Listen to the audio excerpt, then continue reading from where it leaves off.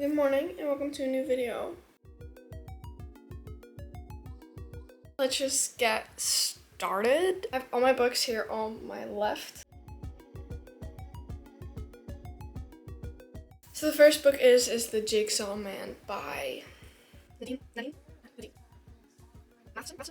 You know what? I'm just not gonna. Okay, The Jigsaw Man.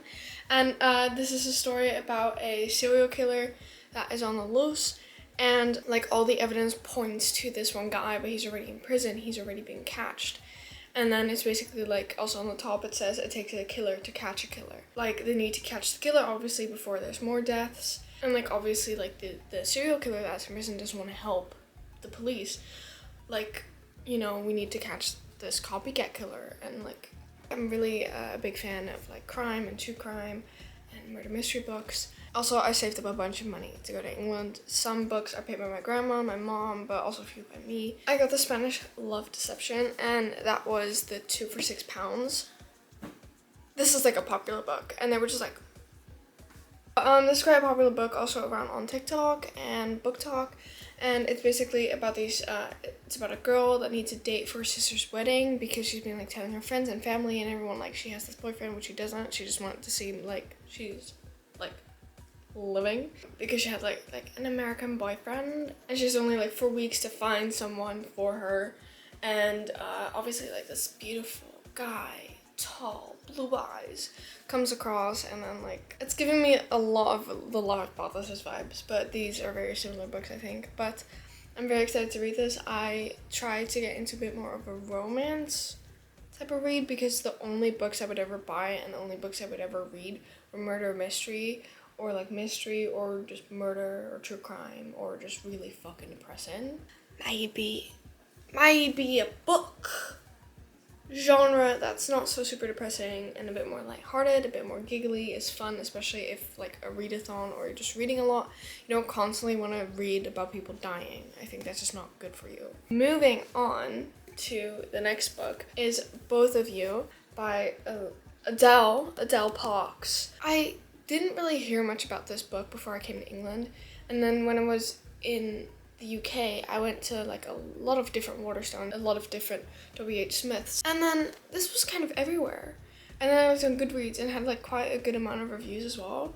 So I was like surprised. I think it's just popular, not here. But like it's obviously about a marriage that's built on lies. Basically there's 2 wives that go missing. Like obviously both husbands are like, I don't know where my wife went. Were they taken? Did they run away? If you look for murder mystery books, you would be surprised how many books you find about like women or children disappearing. And I was kind of over it.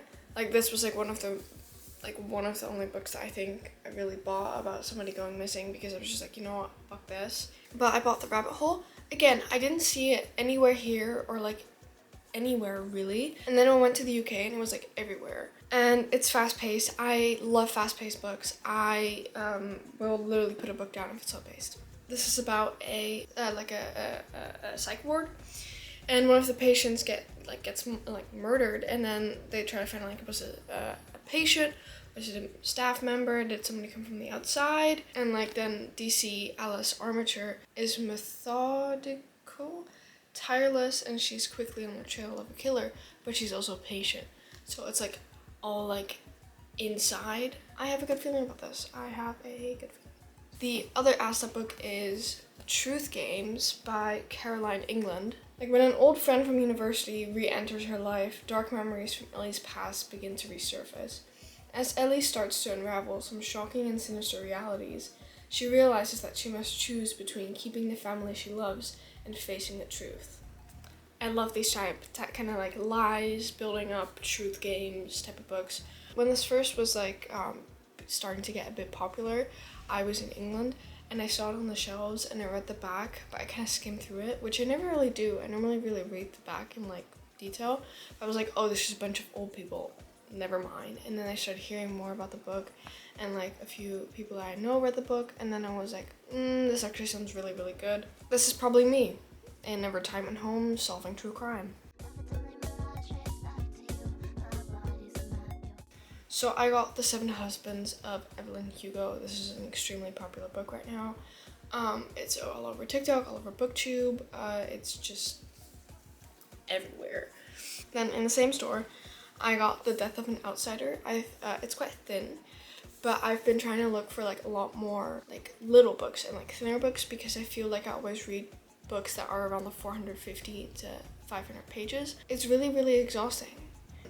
This author has a lot of these type of books with like the same cover, and they're all quite similar but not completely.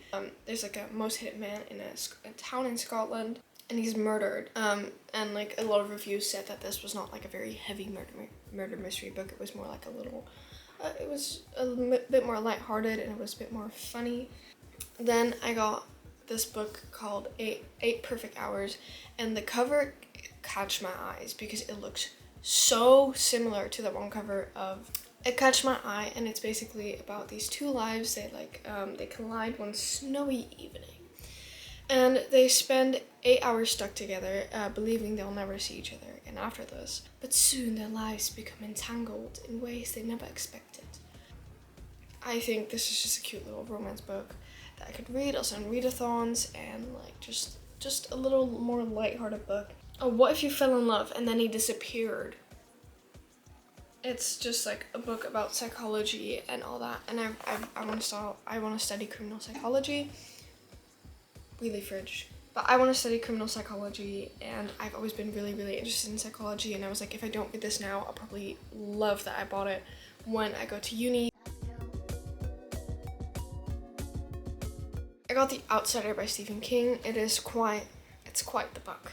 But I've heard a few things about this. I know Jack Edwards read it. He was not a major fan of it, but he liked it. So basically what happens in the book, this man, he's killed, and they're investigating his murder, and there's this one guy that's so obviously the killer, but he has like a really strong alibi, like he's caught on camera somewhere completely else, and it doesn't make sense because all the evidence is leading up to him. And then basically in the first half of the book, it's more like investigating and like realistic, and then in the second half of the book it turns more paranormal, and those are my two favorite absolute things to read, to learn, to watch. I love paranormal and I love investigating in crime, so I understand why for some people this could be like a turn off for a book, but for me this is a major turn on, and I'm extremely excited to read this and how Stephen King and how Stephen King is gonna execute this. Execute, that was the word. Then the last book from W.H. Smith is Girl in Pieces. It's just extremely depressing.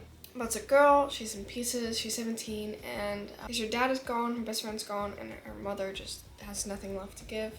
I don't know, but the cover, the cuts in the cover, they're like a bit done in, which is just slightly triggering. So if you buy this book, make sure your book doesn't have that, or you just don't touch it. If you don't know what Waterstones is, it's the best bookstore I've ever been. I don't know, but I love the vibe of Waterstones, and I love the way it looks, I love the feeling of it. I had apparently a bit of a theme with the books that I bought at Waterstones, because they're all in the same color theme. It kind of looks really good, like I could put this on the shelf like that. Ugly Love by Colleen Hoover.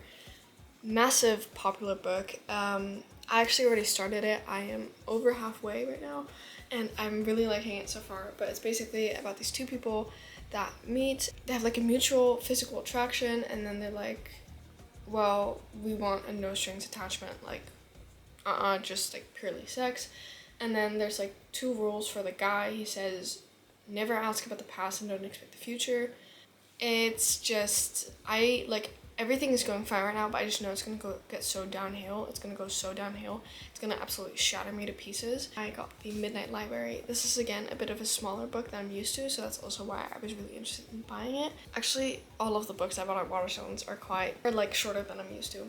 But this is basically about a girl, like her last day on Earth, she finds herself in a library, and it basically portrays, and she's given the chance to, so basically there's an option for her to see what path she could have taken to and like live a different life. As far as I know, this book does involve suicide, so also check the trigger warnings because I don't want any of you getting triggered. Looking for Alaska. I have heard so much about the movie, and about the book, but a lot about the movie. I did not want to watch the movie because I wanted to read the book first, and now I have it, so I can do that, and then I can watch the movie. I've also heard that everyone cries at the end of the movie in the book, and that the book is a lot worse than the movie. Yeah, so like basically Mal's life has just never really been great. Alaska shows up, steals his heart. It's just never going to be the same again. I think it's just depressing. It's just an extremely depressing romance book, I think. The next book is The Fault in Our Stars, also by John Green. These are both by John Green. Both made movies of, both apparently really depressing, and both people cry. So the main character, I'm pretty sure she has cancer, and then this guy shows up at the cancer kids support group. I'm pretty sure that they're like gonna fall in love. I can tell where this is going, and I think I'm gonna absolutely shed tears and cry and like throw up. Why am I doing this to myself?